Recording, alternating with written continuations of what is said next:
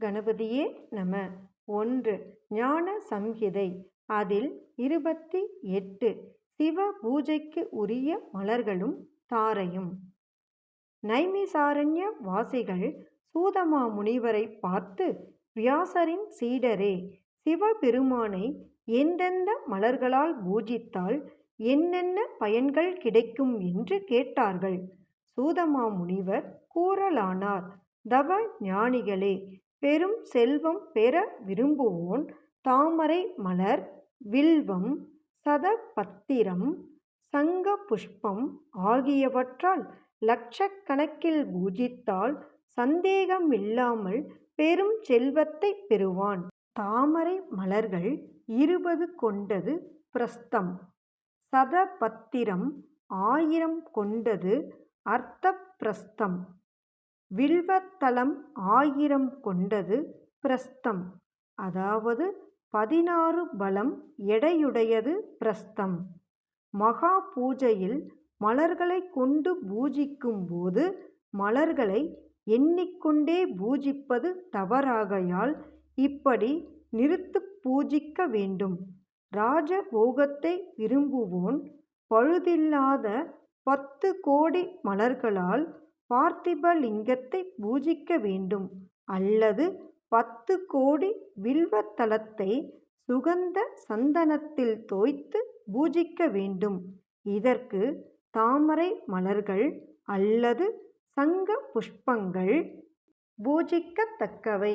பிறகு தூப தீப நைவேத்திய ஆர்க்கிய ஆராத்திக பிரதக்ஷண நமஸ்கார க்ஷமாபண விஜர்சன முதலியவற்றை செய்தால் இஷ்டபோகமும் ராஜரீகமும் உலகநாயகரான சிவபெருமான் திருவருளால் கிடைக்கும்.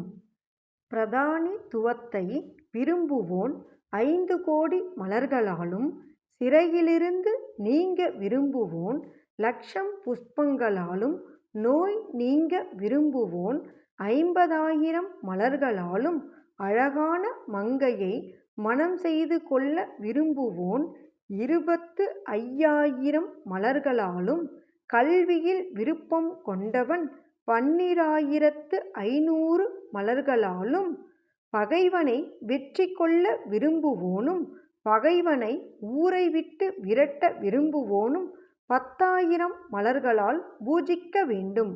மாரணம் செய்ய விரும்புவோன் 4,00,000 மலர்களாலும், மோகனம் செய்ய வேண்டியவன் 2,00,000 மலர்களாலும், ஒரு பிரபுவை வெல்ல விரும்பியவன் கோடி மலர்களாலும், வசியன் செய்யவும் கீர்த்தியை அடையவும் வேண்டியவர்கள் 10,000 மலர்களாலும், முக்தி வேண்டியவன் 5 கோடி மலர்களாலும், ஞானம் வேண்டியவன் கோடி மலர்களாலும் அர்ச்சனை செய்ய வேண்டும்.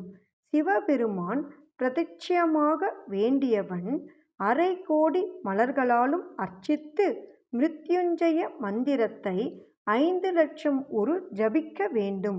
1,00,000 மலர்களால் செய்த அர்ச்சனை தேக தூய்மையையும், 2,00,000 செய்தது ஜன்மாந்தர ஞானமும், 3,00,000 கர்ம ஞானமும், 4,00,000 ஸ்வப்ன தரிசனமும், 5,00,000 சிவ பிரதிக்ஷயமும், 10,00,000 எல்லா பயன்களும் கைகூடும்.